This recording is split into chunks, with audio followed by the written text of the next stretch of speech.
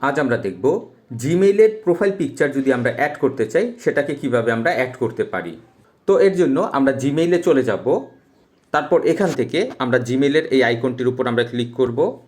এখানে আমাদের অনেকগুলি জিমেইল অ্যাকাউন্ট লগ ইন করা আছে। এবার এখান থেকে আমরা যেই জিমেইলের প্রোফাইল পিকচার চেঞ্জ করতে চাই সেই জিমেইলটি আমরা সিলেক্ট করে নিব। তারপর আমরা গুগল অ্যাকাউন্টে ক্লিক করব। এবার এখান থেকে আমরা পার্সোনাল ইনফরমেশনে ক্লিক করব। এবার এখানে আমরা দেখতে পাচ্ছি প্রোফাইল পিকচার।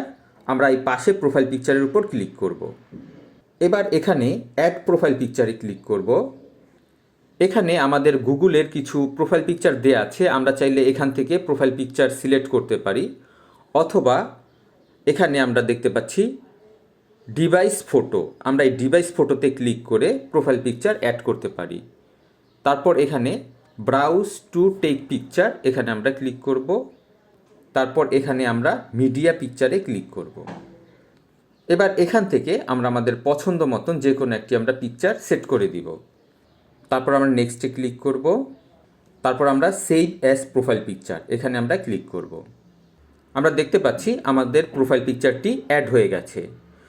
তো এভাবে আমরা চাইলে খুব সহজেই জিমেইল অ্যাকাউন্টে প্রোফাইল পিকচারটি অ্যাড করে নিতে পারি।